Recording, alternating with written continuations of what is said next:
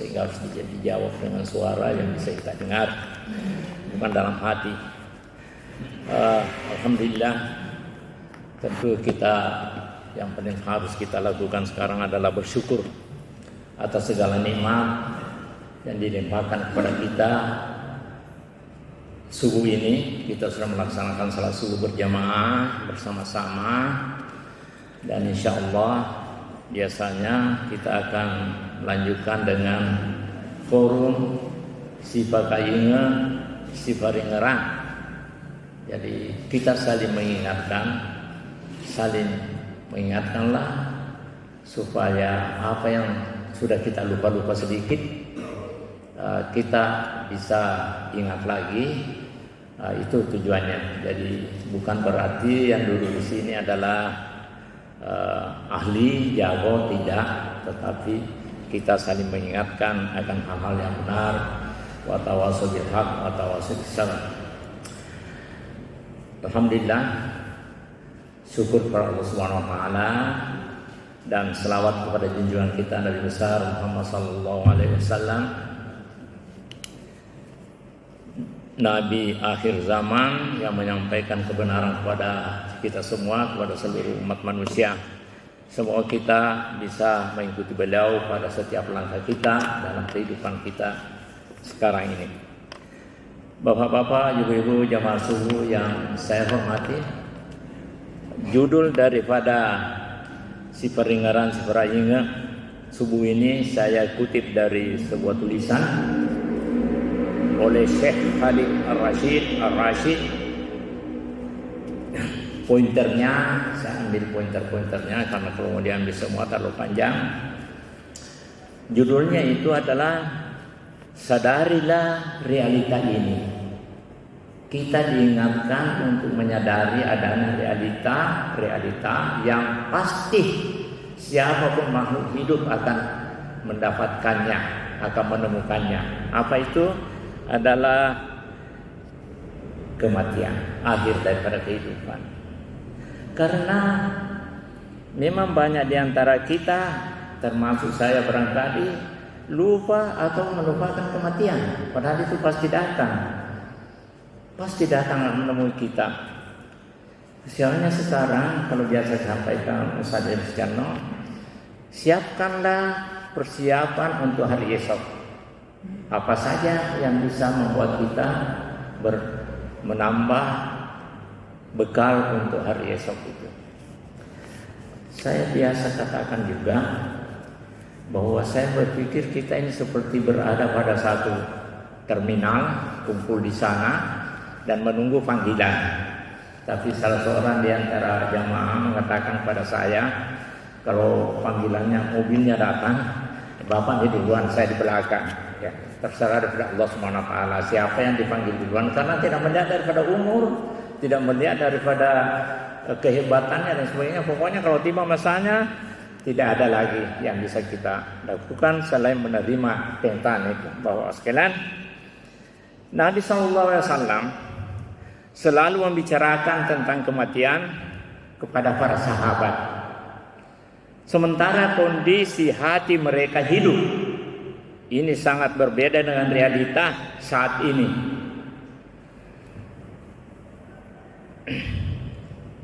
Berapa banyak acara yang dibuat, upaya yang dirancang untuk mengalihkan perhatian dari kematian.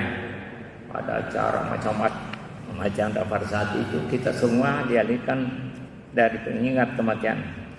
Padahal kita sangat membutuhkannya untuk menyadarkan kita dari kelalaian dan melunakkan hati yang sudah mengeras. Kalau kita mau menjawab dengan jujur, siapakah yang lebih butuh terhadap pembicaraan tentang kematian? Kitakah ataukah para sahabat Rasulullah SAW? Jawabnya adalah tentu kita. Oleh karena itu, pembicaraan tentang kematian kami angkat ini.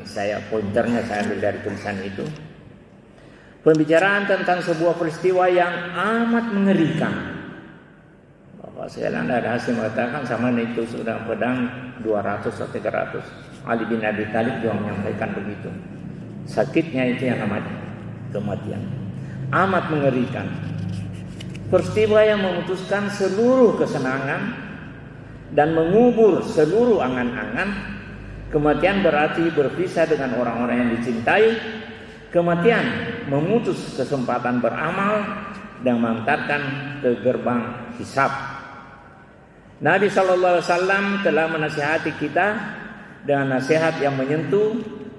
Beliau SAW bersabda, perbanyaklah mengingat pemutus kenikmatan, yaitu kematian. Pemutus kenikmatan yaitu kematian. Karena kematian itu jika diingat oleh orang yang sedang dalam kesusahan hidup, maka akan bisa meringankan kesusahannya. Dan jika diingat oleh orang yang sedang senang, maka akan bisa membatasi kebahagiaannya itu. Riwayat Tabrani dan Al-Hakim. Mengingat kematian itu dapat menghidupkan hati.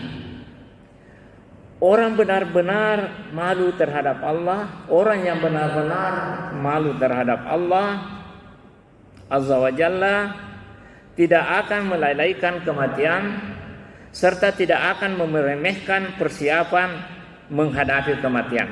Tidak akan meremehkan persiapan menghadapi kematian. Sebagaimana disebutkan dalam hadis, artinya, ya saya kutip dari tulisan itu, dari Abdullah bin Mas'ud radhiyallahu an, dia berkata, Rasulullah SAW bersabda, hendaklah kamu benar-benar malu kepada Allah. Kami mengatakan, wahai Rasulullah, alhamdulillah kami malu kepada Allah. Beliau SAW bersabda, bukan begitu sebagaimana yang kamu sangkakan, tetapi yang dimaksud benar-benar malu kepada Allah adalah engkau menjaga kepada kepala dan isinya, menjaga perut dan apa yang berhubungan dengannya, dan hendaklah kamu mengingat kematian dan kebinasaan, mengingat kematian dan kebinasaan. Dan barang siapa menghendaki akhirat, dia meninggalkan perhiasan dunia. Barang siapa telah melakukan itu, berarti dia telah benar-benar malu kepada Allah Azza wa Jalla. Riwayat Tirmizi nomor 324 ya, saya Ahmad. Nabi SAW tidak membiarkan kesempatan berlalu begitu saja. Bila ada kesempatan, beliau SAW selalu mengingat para sahabatnya tentang kematian. Nah, ini juga kita ingatkan kepada diri saya sendiri, kepada kita semua, adanya kematian itu sudah dekat sekali, bapak-bapak ibu sekalian. Kalau kita lihat pengurus dan jamaah masjid ini sudah lebih 10 meninggalkan kita, mendahului kita. Terakhir kalau tidak salah Pak Yunus Benya, ada Laude Abdul Qadir, ada Usman Koisuta, ada Samsuldi dan lain-lain, ada Pak Alwi, dan banyak sekali Pak. Ini hadis lain. Dari Al-Bara radhiyallahu an, dia berkata, kami bersama Rasulullah SAW pada penguburan suatu jenazah. Lalu beliau sallallahu alaihi wasallam duduk pada tepi kubur. Kemudian beliau menangis sehingga tanah menjadi basah. Lalu beliau bersabda, wahai saudara-saudaraku, bersiap-siaplah untuk yang seperti ini. Itu Nabi Pak, Nabi yang dijamin segala sesuatunya masih begitu. Mengingat kematian itu memiliki pengaruh besar dalam penyadaran jiwa dari kelalaian. Kematian merupakan pelajaran terbesar. Seorang ahli zuhud ditanya, zuhud itu sudah berkali-kali diberikan definisinya Pak ya, bukan betul-betul meninggalkan dunia, tidak, tapi mendahulukan akhirat daripada dunia. Kalau panggilan azan datang, maka ke sana dihentikan pekerjaan. Itu menurut definisi ustaz-ustaz kita, guru-guru kita di sini, itu sudah termasuk zuhud. Jadi seorang ahli zuhud ditanya, apakah pelajaran yang paling berpengaruh? Dia menjawab, melihat tempat orang-orang yang mati Ahli zuhud yang lain mengatakan, orang yang tidak berhenti dari kemaksiatan dengan nasihat Al-Quran dan kematian, seandainya gunung-gunung bertabrakan di hadapannya, dia juga tidak akan berhenti.